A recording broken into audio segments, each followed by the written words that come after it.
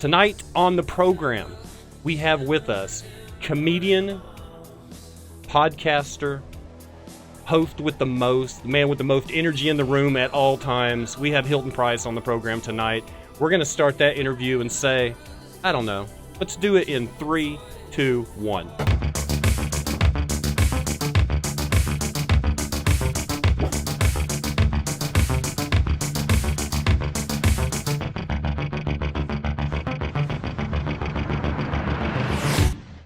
Joining me tonight is none other than Hilton Price, veteran comedian, podcaster with opinions like a-holes. Probably one of the fastest growing local podcasts that there are, doing very well. Remember, if you guys have any questions for Hilton during this, send them in on chat. We'll ask him. Or if Master Control over there has a question, they can text it to me. Either way. But let's get going with first things first, and I'm not judging your whiteness. Okay. I'm not judging your whiteness. Well, you've got the tan going on. I look like I'm pale. English? Welsh? German and Russian, actually. Really? Yeah. Okay, because I did some research. Yeah. The name Hilton is Old English for a settlement on top of a hill. Yeah. Hilton. Yeah. And, of course, Price is from the Welsh Ep3, which are, like Jonathan Rhys Davies, the actor that played Masala in all the Indiana Jones movies. Oh, yeah, sure. And R-H-Y-S. Yeah. That's where the surname Price comes from Ep3, which is Welsh. You know even more about it than I do. That's great. Thank you. And there could be Welsh influence further back, but the most direct before the U.S. was German and Russian. And I don't know... maybe beyond 2 generations above that. So, where are your nerd roots planted? Comic books, movies, video games? Video games, yeah. What's your I got the NES for probably my 5th birthday, and that kicked everything else off. And movies are great. I'm not movies are probably where I'm least focused. But I growing up, there's always the stuff that touches you. The Good Kids movie, Never Ending Story, Labyrinth, stuff like that, and a lot of Princess Bride, exactly. And comics, I didn't get into until my 20s, actually. Really? Music, I was big into music growing up. Always loved music, but no, video games were the cornerstone for me. That was the one. And you have a preference? Shooter, RPG? I like classic platformers, action adventure games. I like. You go back to you still go back and play cartridge games? I will. I do. I typically emulate. Most of my collection is stored away right now. And as much as people slag on emulation, and if you can play the real games on the real systems, I always say do it. But I've had an N64 emulator on a few of my computers. Right. Just for GoldenEye and Shadows of the Empire. It's so easy to do that if it's something that you just want to have quick access to, it's hard to beat. So yeah, I'll still play Ninja Gaiden, the Mega Man's Castlevania is a favorite. Do you get put out by the overwhelming amount of movies that they're putting out now? I think Marvel's doing 6 this year. Star Wars is going to do 2. Those are the only ones that really get me in the theater. Is really those 2 brands, flat out. So I don't get too overwhelmed because those are really the only times I'll go to the theater. I skipped out on Jurassic Park this year, and that, from what I'm hearing, turned out to be the right decision. But but Marvel, I'm gonna go finally catch Ant-Man tomorrow. Oh no! So, but no, I don't mind it too much. It's neat to see all these characters that I got into. Like I said, in my 20s when I got into comics, to see them brought to life on screen and done so well. I was rewatching Infinity War and some of the stuff with Cap and Bucky. And just looking at how that relationship has grown over the course of the 3 movies that they've had been able to share, and it's just neat how we're getting that, or seeing Star-Lord with Iron Man. We're getting to see these matchups on the big screen that 20 years ago you never would have imagined, or if it did happen, it would have been terrible. Yeah, and they can't cross paths like they do. Well, they can in Marvel, but they can't do it like Star Wars. You'll never see Mara Jade and Anakin Skywalker mix. Exactly. But in the Marvel universe, yeah. What they've built, they've got the ability to do some great stuff like that, which I love. It's a lot of fun. Let's see. We got a question coming in. Oh yeah? Okay. Oh yeah. I'm ready. All right. You ready? Yeah. Okay. Let's see. What made you decide to be a comic? Do you have heroes? Were you a fan first? I was definitely a fan first. Growing up, Comedy Central at the time, the Comedy Channel or the Comedy Network. All day SNL and Kids in the Hall. Mm-hmm. Oh, and they used to do stand-up clips the way you see music videos. Where they would take like 3 minutes or something, and it would start with the words in the corner, the comic's name, if there was a name to the joke, what album you might be able to find it on, if it was released on vinyl or CD and cassette. But yeah, Richard Lewis, Paula Poundstone, Bill Hicks was a huge one for me growing up. He's still probably my favorite. Later, David Cross. I got into him in college. But it wasn't until I was almost 30 when I started doing comedy. And it was really just because someone who had seen me, who knew me and just thought that I had a presence that would work on stage, they suggested I at least try the workshop. Take a class? The Looney Bin had... the comics would get together before the show and just sort of riff off each other. Is this back the Rickshaw days?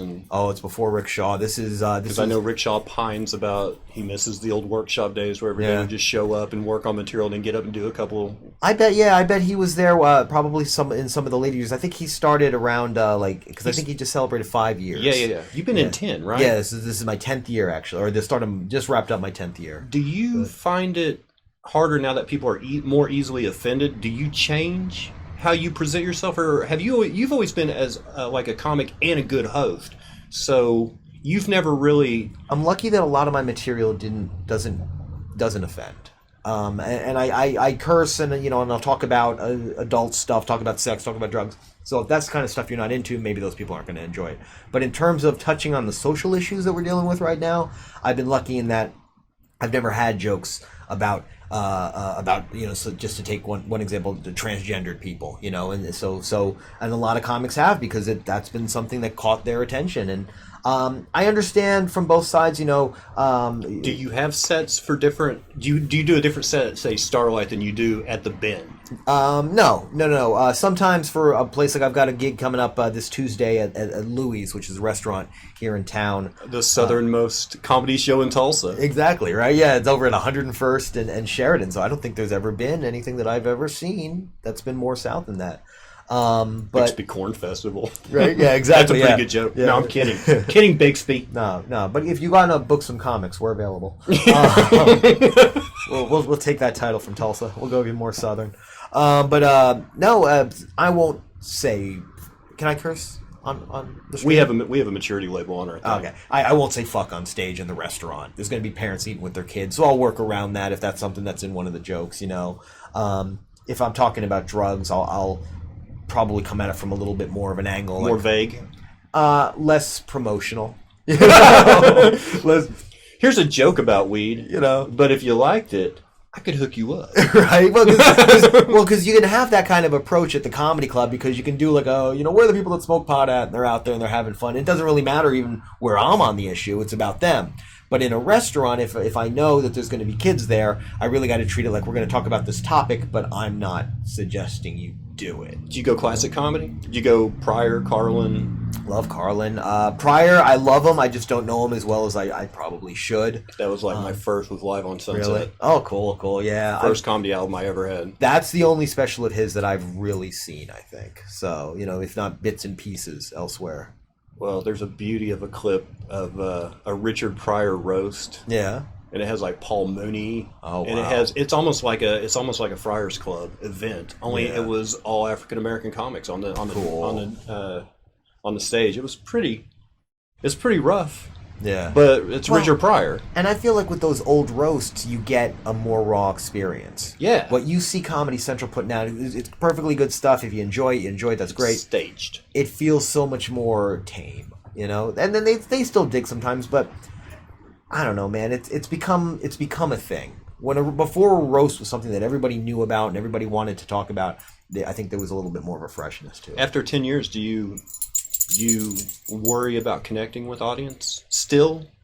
I've been blessed that a lot of my material touches on a lot of common themes, things like relationships between, husbands and wives, boyfriends and girlfriends, things like, growing up, dating, so a lot of things that I think there's a universality to it. Do you use pain?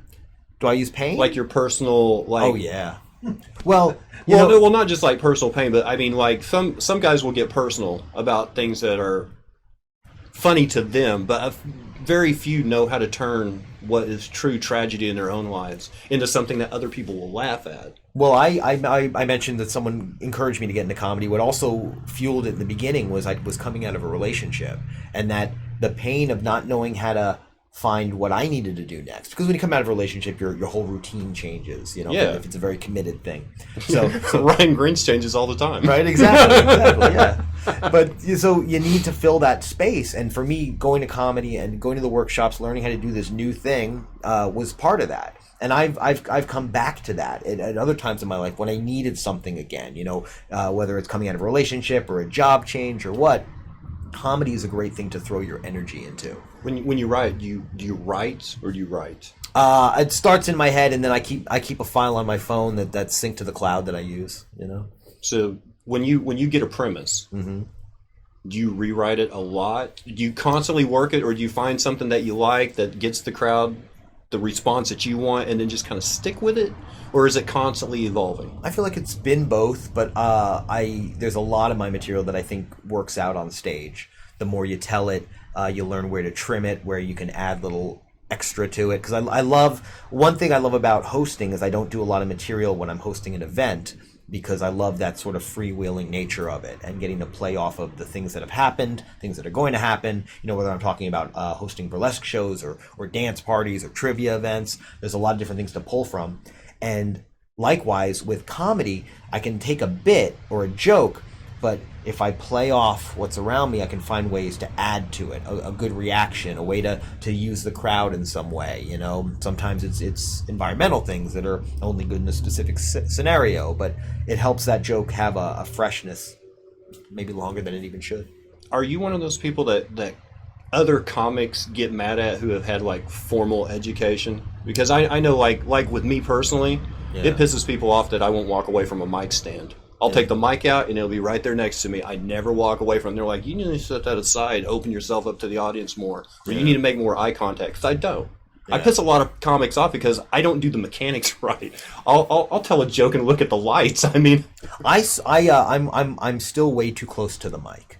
I like to have the mic right up on my mouth, just because I feel like there's so much that you can do just with vocal noises, little subtleties, exactly, and the mic will pick it up the closer it is. And I enjoy that, but because of that, sometimes I'll get a mic where I'm having trouble finding the right volume, and I think that comes off a little amateurish to people. And I know a lot of like longtime professional comics will be like, "Why are you so much on the mic?" And I'm just like, it's what I got comfortable with. It's natural for me to have my hand on top of that mic stand. Exactly, yeah. And I'm sure they're right when they give us these pieces of advice. We would learn more. Maybe we would grow in a different direction. But at this point, I think we're on a path, and you know where your path goes. What got you aiming towards podcasting?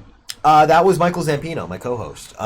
He's another Tulsa comic, an old friend, and when Tulsa's funniest at one time. Oh, I believe he still is. In my opinion, Zampino is probably the best comic in Tulsa. I've long held that he's got good material. Even his old stuff still hits and hits well. Did you and him have the idea together? He's like, I need a co-host. He led me on that. We'd spend time hanging out, and we had a good vibe, and we would get on good topics and be able to go back and forth a lot. He knew things that I didn't. I knew things that he didn't, so it made for some good, diverse input. And he'd been curious about podcasting for a while, so I think right around when Channel 4.5 was kicking off, he found an avenue. He'd located the equipment, and that's just that DIY energy that we see a lot of people that broadcast, right? I don't know what you're talking about. Right, exactly. Well, and that's the thing is, though, it's the same kind of thing. I mean, like, you've built something so awesome here, and that's sort of what he did. And I just said, okay, I'll follow. Did the title come natural? Yeah, just from talking back and forth, throwing around ideas. Did you expect what you have right now? Did you expect it to grow the way it did, and for people to go, hey, I want to hear these guys talk about whatever they want to talk about? When we started seeing the subscriptions explode, we were definitely surprised, because we were glad, because that's what we want. Yeah. But when we saw, we were like, okay, well, it's a good sign that we're just doing something that's reaching people. And we just jump back and forth from whatever topics we're seeing in headlines, whatever our unique experiences took us through. So concerts or shows, or discovering something new to check out. How do you prepare for connecting with on a podcast.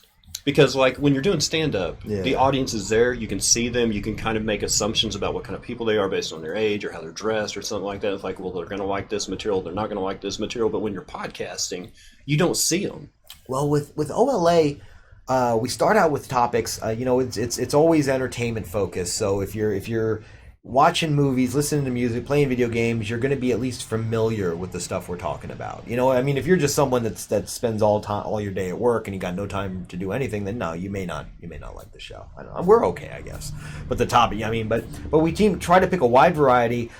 We definitely, it's going to be focused on a lot of rock music, punk music, nerd culture stuff, because that's where we come from. But we try to also reach out even beyond what we're necessarily into, and we try not to overload it with any of that stuff that we are overly into. Like if we've got a Marvel topic and a Star Wars topic, we may not do the DC topic that week.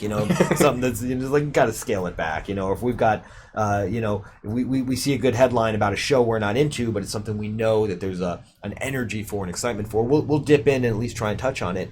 And the tangents. We get off topic and we don't worry if we get back, because we know that when you're sitting around with your friends, what starts out talking about, some food ends up talking about movies. It's a normal conversation. It's organic if it stays on one topic for... Exactly. How long are the podcasts usually? About an hour to an hour and a half, depending on... Did you chop it?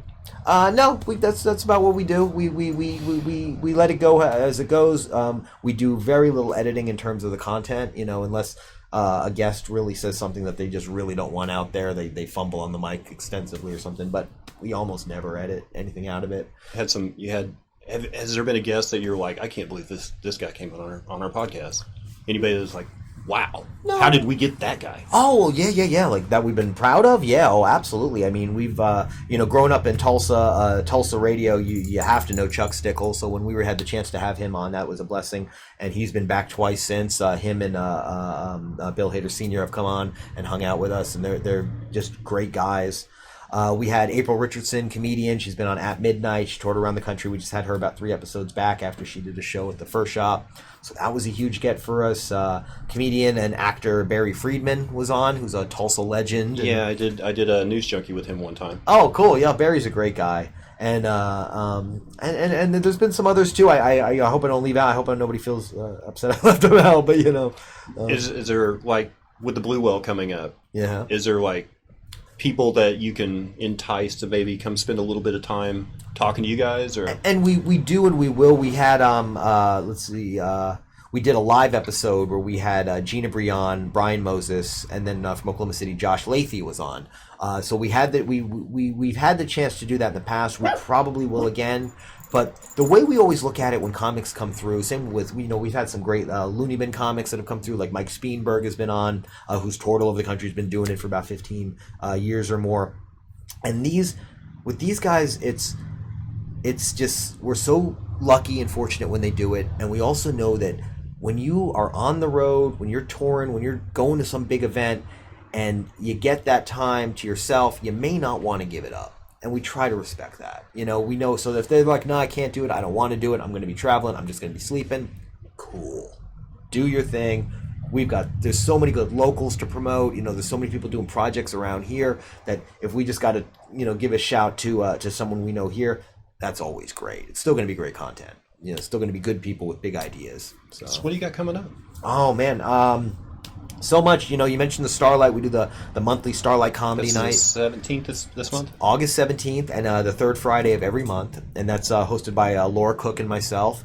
We bring up a great lineup of local comics. We keep it a tight show, runs about an hour, so you can, come in, have some good laughs, and then if you got other stuff you want to do or you want to hang out at the Starlight and drink, it's an awesome bar. I know you've been out to support. Thank you so much. Down the road. It is right. That might be where I'm going next. Who you got this month? This month we've got a good lineup. We've got let's see. We just booked it. We've got Nick Burkett is going to be on, who's a very funny guy from right here in town.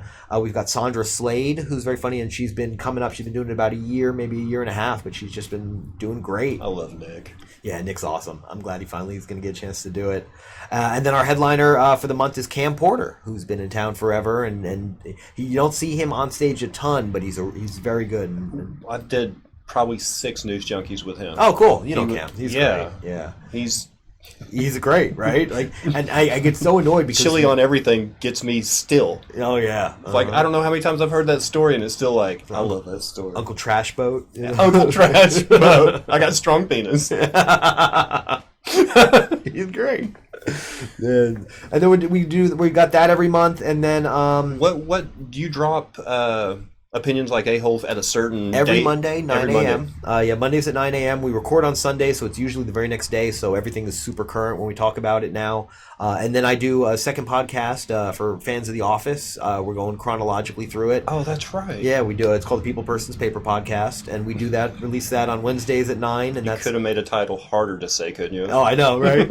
and I've only botched it on the mic one time, and it was actually the second episode of the show. We had, and that's me and my co-host is a guy named Brian Sittler. We're both hardcore Office fans, you know. Do you jump across the pond? Do you do Office UK? Oh, love it. Love the UK show. We strictly talk about the US one unless we just go off on a tangent or that's related, but we're going through the show episode by episode. So we're 30 episodes in. We just finished the second episode of season 3, and we're just going to plow through it and get. I really didn't get into UK till season 2 when Stephen Merchant actually joined the cast. Yeah. I mean, he was a writer from the beginning, but when he actually put himself in, it was like, okay. And what's really funny is I didn't really get into Office UK until after I'd played Portal 2, and that was my introduction to Stephen Merchant. Really? Yeah. So then to go to The Office is just such an interesting change. Do you go back and play single-player games just to go through them again? I love it. Oh yeah. I don't know how many times I've been through the portals. Oh yeah. I finally bought. This shows how weird my gaming habits are. I just bought my first Xbox 360 about a month ago. Okay. So now I want to rebuy Portal 2 just so that I can play it on the 360 after playing it on Steam for God knows how long, you know. So you like console over PC or? I love them both really. I've been a PC gamer primarily outside of stuff like retro gaming for a couple of years now. I really got hardcore into Steam around 2012. So ever since then, I've played a lot online, and a lot for me is not much. That's my biggest problem lately is I just don't have time to play games. I got in 2 hours of Civilization 6. You sound so adult. I know, it's the worst. It's terrible. And it's not even like it's just work. I mean, I have a day job or whatever, but it's doing stuff like comedy. You know, I do the Looney Bin every week. I was just saying I host the local mic showcase there, and so it takes a lot of time. And then unfortunately I am old, so I go to bed. You know. I'm not doing those 2 a.m. gaming sessions anymore. 4 a.m., 6 a.m., you know? I didn't. Yeah? I could turn off everything until I started playing Escape from Tarkov last week. Yeah? Okay. I don't know what it is. It's like the perfect blend of an RPG where you have to like stack your inventory and go into battle, but it's also a shooter game. Yeah. It's kind of a survival shooter game, almost like PUBG mixed with World of Warcraft. Yeah. And I was like, I don't think the game has enough depth for me to, I'll play a couple rounds. So last Friday, after I interviewed Ryan, the last 2 hours of stream, I played Tarkov. Wow. And I was like, I shut the stream down. I was like, I'm going to play one more round where I don't have to worry about looking at chat. I don't have to answer any questions. I'm just going to play for one round. I'm just going to play one round. Okay. And I told myself I'm playing one more game till 3 a.m. Yeah. It was like 3 more hours I played. And then Saturday, I went out. My wife took me out for my birthday for like lunch, and I came in at like 6 o'clock. Like, I'm gonna play Tarkov. I'm only gonna invest 2 hours in the game. That's it, just 2 hours. And I played for 6.5. Wow. And then Sunday morning on my birthday, I was like, I'm gonna do a birthday stream. So 10 a.m. I'm streaming. Yeah. I'm gonna play a little bit of Tarkov. I played till 6:30 that night. It's like another 8.5 hours. I'm like, what is it with this game? It's under my skin now. But I haven't had a game like that in forever. Yeah, I had a few all-day sessions a couple years ago with Civilization 5 or Terraria got me real hardcore for a while. I'd lock a lot of time into that, but lately I just if I get an hour or two, I call it a win. You do the anime thing? A little bit. It's anime style. It's not actually from Japan, but that new Castlevania on Netflix got me. That was real good. And then I'm a big Ghibli guy. I just saw Princess Mononoke. It came back through theaters about 2 weeks ago. Yeah. Spirited Away, they showed that in OKC a couple weeks ago, and Peter Bedgood and I drove out there for that. Nice. So, and I don't catch a lot of the shows. I'm more of a movie guy. So. Yeah. But some of the artwork is like if the story could be complete turd. Yeah. I wouldn't give a crap. Just show me the like I've told people before. Ninja Scroll had me just the opening scene, just leaves, autumn leaves blowing over water, and I was like, that looks pretty good. Same with Ghost in the Shell. Same with Vampire Hunter D. They would just set the stage so well. Well, I grew up. I'm a little older than you. Yeah, maybe a little bit. Yeah, maybe a little bit. Okay. Mine was we had Star Blazers. Okay. Which was the battleship Yamato. We had let's see, of course, the Robotech saga. Yeah. So anything Macross, if it has the SDF one in it, I'm like, I got to see it. You know, I will not maybe go see the next Star Wars movie, but if they show me SDF one in a flick, I'm like, is that a Macross movie? What? Take my money. Robotech was just such a beast, man. Like, it's like you'd start that and you're like, oh, this is cool. I wonder how many of those there are. 400 episodes or whatever. 3 different generations. But the cool thing was they had you hooked. Oh, every other cartoon that you would watch would just like it would end, and then the next day it'd be something else that had nothing to do with it. And this was like this constantly. It had that evolving story. Yeah, and it was like, what? Who does a cartoon like that? No. I can't quit watching. Got us before we knew we could be got. I know, right?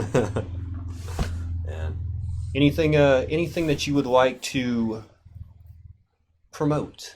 If you... I mean, the podcast, you have shows coming up. Yeah, like I said, every Wednesday at the Looney Bin we do Local Mic, which is an open mic kind of showcase where we bring up locals, some of our regional favorites, but it's totally curated. There's no one who's going up for the first time and is going to dick around thinking they're funny when they're not. You know, it's open mic, but for comics. There's a way to say it. Starlight Show is even better, even stronger. We bring in some of the best from town. They get time to breathe. 15-minute sets, 20-minute sets. You really get to sit and get to know these comics and have a good time. And then we got other great shows around town. We got the open mics at the First Shop and the VFW each week. Laura Cook, who I mentioned, does her show at the Beehive the final Thursday of every month. And now you've got Louie's. Yeah, now we got the Louie's show. That's going to be hosted by C.R. Parsons, run by a great young woman named Allie, who's worked with comedy clubs for years. And of course, the Looney Bin brings in headliners and features from around the country. So you want to see some of the best comics in the country. That's the place to go. The podcast is great. If you want your general entertainment news, hit us up on Opinions Like A-Holes. You promoted the venues. Promote you. Me? Well, where are you performing? Where can someone see Hilton Price on stage next? This week, Tuesday at Louie's, Wednesday at the Looney Bin. Thursday, I've got my trivia night. I do monthly trivia, one night stand trivia with Daniel Gulick, who puts on burlesque and art shows around the country. And we give away toys from Patricia's and do dirty comedy and dirty trivia. Excuse me. I was about to say dirty comedy. Yeah, right. And this week on Thursday, we're going to be doing trivia all about the 90s. So it's I remember the 90s. And you were living right. But we do that once a month, usually the first Thursday, although I think this month it's the second Thursday. But yeah, it's one night stand trivia. And I host that every month. You got some goals? You got something that you're building towards? Are you wanting to do? So many people have live a 5-year plan or more. I know you're on Twitch and you're killing it on here. I would love to dip my toes more into that. I've got a channel. I've probably streamed about 2.5 minutes of NES Castlevania. You're a natural though at communicating, and because the whole thing about Twitch is, if you take away most of the streamers, I mean, there's probably I saw the numbers. I went to XPO Game Festival last year, and there was a Twitch panel there. Yeah. There were 4 partnered Twitch personalities, and they just basically broke down the numbers. It was like out of 100,000 people that have Twitch accounts that stream, it breaks it down to almost like only about 1,500 do it 5 days a week. Yeah, consistently get in there, put in some time. Try to grow their community, and it's really small compared to the number of people that are signed up on Twitch. But the whole thing is, if you took away 90% of those people's games, they would have no stream. Yeah.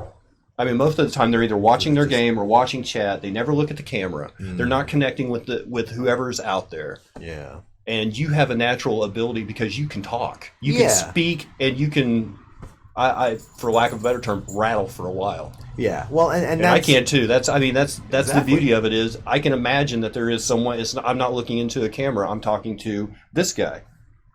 Speaking of, oh man, Uh-oh. I did not want to have to do this on camera. All right. Ready. Oh, God. No, this. Oh, we got to read. I see. Yeah. Let's see. Is it me or is the sound off? The sound is a little off. I feel like I'm watching an old karate movie. Oh, Equilibrium. Oh, Okay. okay, so it's the lips. Mr. Price. Oh, we have a question. Mr. Price. Yeah, it's my dad. He's not here today. Have you ever fallen in love with a cartoon or anime character, and how did that end, or did it? And then they end with, thank you so much. Did I ever fall in love with a cartoon character? A Judy Jetson type? Maybe what was it, Ariel from The Little Mermaid? She was a looker. Pretty red hair. I would have to go anime. Anime? The Disney ones are just, no. Nah, they're so pretty, though. No. What about anime? Me personally, the question was for you. Yeah. I like my dreams to have detail. Like so many young men growing up, I would tend to crush on girls who didn't like me in the real world, less so than the cartoon ones. There was so many women in the real world. I would rather have interpersonal. Yeah. Failure. They could reject me right here on Earth. It's nice. Hilton, thank you so much for being here. Thanks for having me. This has been great. I know you're busy, and I appreciate you working with us on this. Oh, sure. Yeah, thank you for that. Yeah, I was coming straight from work, so I appreciate the time. And to the viewers, thanks for it was waiting a little late for us tonight. So. I look forward to a Hilton Price. What's your name on Steam? It's Herbal Cloud. Herbal Cloud. I'm waiting for an Herbal Cloud stream. Okay. Well, I've got the channel. Everything I do online is always Herbal Cloud, just because it's a weird word that nobody's bought up yet. So, which is a rarity on the internet. So, ladies and gentlemen, Hilton Price. Thanks, guys. This is cool. We'll be right back.